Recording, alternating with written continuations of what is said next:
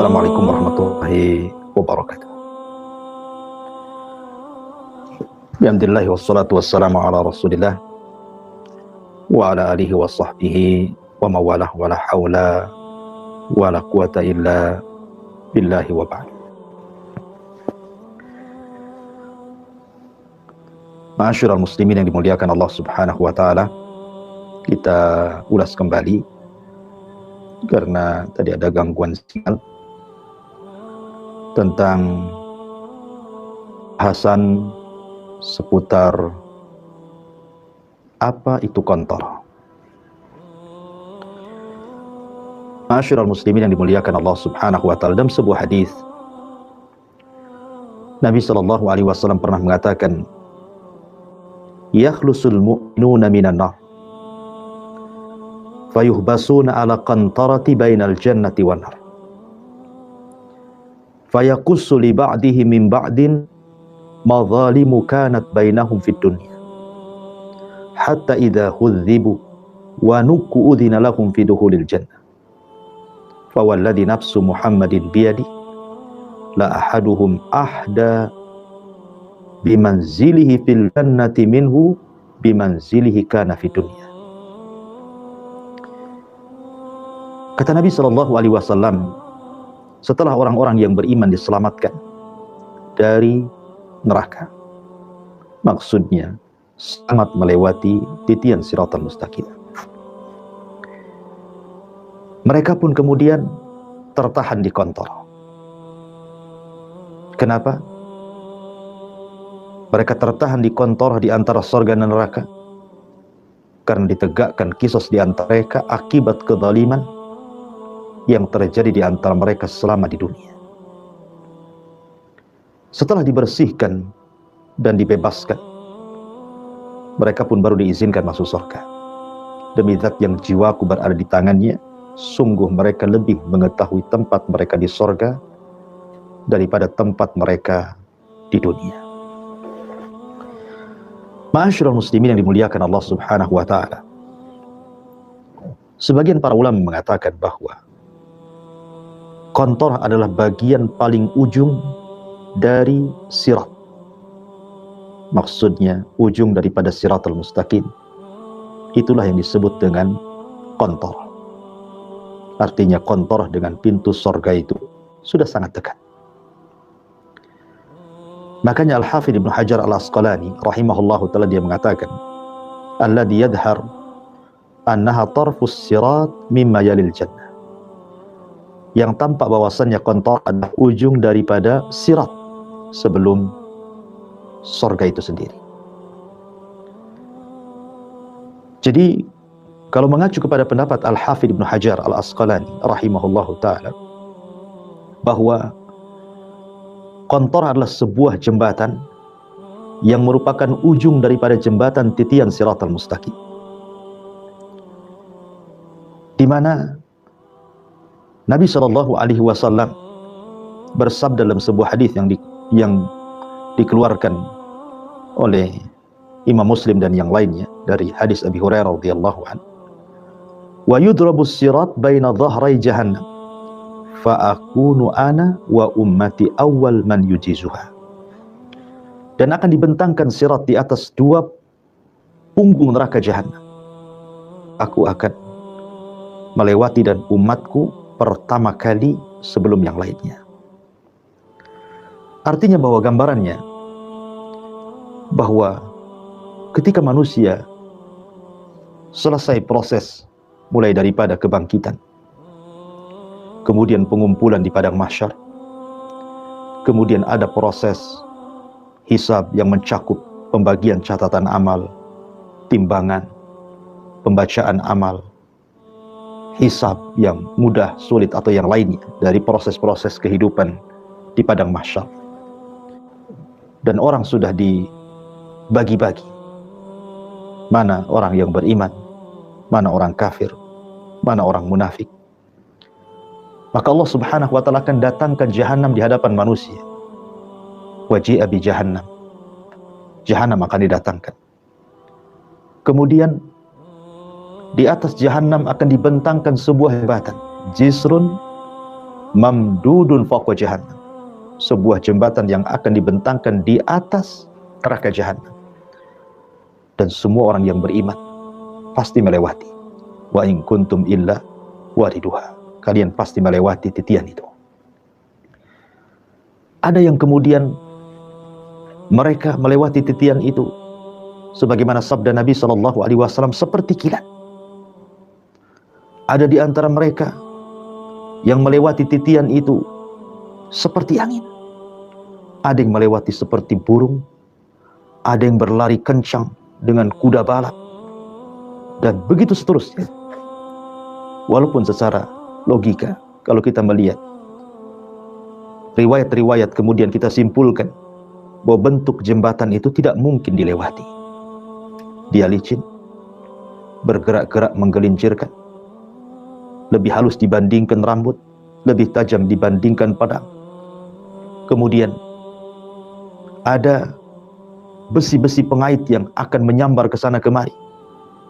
Secara logika mustahil orang bisa menyeberangi titian itu.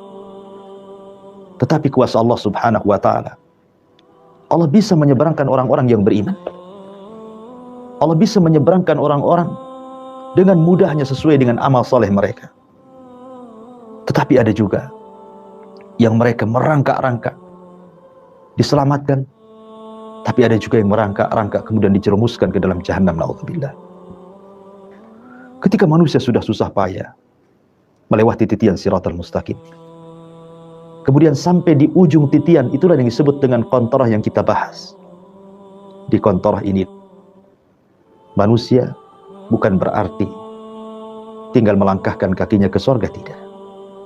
Ada proses yang disebut dengan qisas. Dan sudah saya katakan, qisas itu terjadi di dua tempat, sebelum titian dan setelah titian.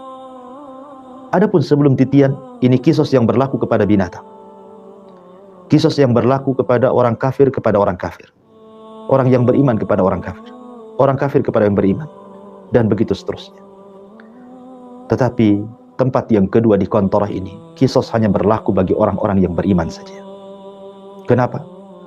Karena hikmahnya supaya ketika Allah masukkan manusia ke dalam surga, tidak ada lagi dalam hati mereka perasaan dendam, karena sudah keadilan yang mereka cari selama ini Allah kabulkan di qantarah itu.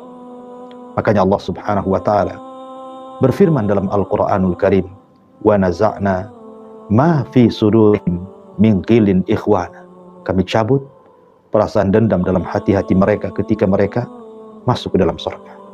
Sehingga betul-betul ketika mereka masuk ke dalam surga, mereka di atas kenikmatan, di atas ketenangan, di atas keselamatan hati, tidak dengki dengan orang, tidak dendam dengan orang, tidak bermusuhan dengan orang, dan tidak menanamkan perasaan kedengkian kepada orang. Dia akan hidup senang, karena orang yang hatinya lapang, maka dia akan mendapatkan kebahagiaan yang sesungguhnya, dan itulah surga. Makanya kenapa Allah katakan, al-yawma la yanfa'u malun wala banun illa man atallaha biqalbin salim. Pada hari itu tidak akan menyelamatkan mereka harta mereka, tidak akan menyelamatkan mereka anak-anak mereka, tapi yang akan menyelamatkan mereka, kata Allah, yang datang kepada Allah dengan membawa hati yang selamat. Subhanallah, bahasa Quran. Allah tidak katakan pada hari itu harta dan anak mereka tidak akan bermanfaat kecuali orang yang mendatangkan kepada Allah dengan pahala salat, pahala puasa, pahala zakat. Allah tidak katakan seperti itu. Tapi Allah katakan, illa man atallaha biqalbin salim, kecuali orang yang datang kepada Allah membawa hati yang selamat. Bukan bawa pahala, tapi hati yang selamat. Kenapa? Karena pahala rata-rata manusia sudah habis ketika terjadi qisas di qantarah ini. Kata Nabi SAW, tahukah kamu siapa orang yang bangkrut di antara umat ini? Sahabat mengatakan, ya, orang yang bangkrut, orang yang tidak punya dirham, orang yang tidak punya dinar. Maka Rasul mengatakan, salah, bukan itu. Tapi orang yang bangkrut adalah orang yang datang menghadap Allah Subhanahu wa Ta'ala. Satu sisi dia membawa pahala salat, pahala puasa, pahala zakat. Tapi satu sisi dia pernah mendolimi si fulan, pernah memukul si fulan, mencaci maki si fulan, menumpahkan darah si fulan, mengambil harta si fulan. Ketika kemudian orang-orang yang dizaliminya mereka mendatangi orang-orang yang mendoliminya di kantor, maka mereka mengatakan, "Hai fulan, engkau dulu mendolimi diriku. Sekarang, kemarikan pahalamu untukmu." Maka dia pun akan berikan pahalanya. Setiap ada orang yang didoliminya, diserahkan pahala kepada dia. Diserahkan pahala kepada dia. Sehingga sudah habis pahalanya, sementara orang yang didoliminya belum habis. Maka orang-orang yang tidak mendapatkan pahala dari kezalimannya, maka orang-orang ini akan mengatakan, "Tidak apa-apa, kau tidak serahkan pahalamu kepada aku karena kau tidak memiliki pahala. Tetapi aku akan serahkan dosaku kepadamu." Pahalanya hilang, dosa orang lain dia tanggung. Artinya kebanyakan manusia di kontora ini, mereka akan bangkrut. Ya. Makanya Al-Quran mengatakan, "Illa man atallaha biqalbin salim." Kecuali orang yang datang kepada Allah dengan membawa hati yang selamat. Karena kebanyakan amal mereka habis di kantor. Tapi ketika mereka datang kepada Allah membawa hati yang selamat, selamat dari zalim, selamat dari menyakiti orang, lisannya selamat, perbuatannya selamat, semuanya selamat. Itulah orang yang hakikatnya selamat, datang menghadap Allah Subhanahu wa ta'ala. Oleh karena itulah ma'asyiral muslimin yang dimuliakan Allah Subhanahu wa ta'ala, Nabi SAW mengatakan, "Man kana indahu li akhihi madlamatun fi irdin aw syai'in falyatahallalhu al-yawma qabla alla yakunu dinarun wala dirham." Siapapun yang punya kezaliman kepada saudaranya, mintalah kehalalannya di dunia sebelum nanti datang hari yang tidak manfaat lagi dinar dan dirham, kecuali hanya dengan barter pahala dan dosa. Na'udzubillah. Inilah kantor. Kantor itu tempat yang sangat menakutkan. Orang kira antara dia jaraknya dengan surga tinggal satu hasta. Rupanya dia pun menanggung dosa orang lain, dan Allah takdirkan dia tidak bisa masuk ke dalam surga. Oleh karena itulah maka takutlah kepada tempat yang disebut kantor ini. Bagaimana caranya? Hilangkan kezaliman. Jangan pernah mendolimi orang lain. Jaga lisan kita, jaga perbuatan kita, jaga hati kita. Jangan pernah mendolimi orang lain. Karena ingat, antara jarak kantor dengan surga itu tinggal sedikit. Tetapi betapa banyak orang-orang yang kemudian menjadi bangkrut di tempat ini dan tidak ditakdirkan masuk surga, justru dilempar lagi ke dalam neraka. Na'udzubillah.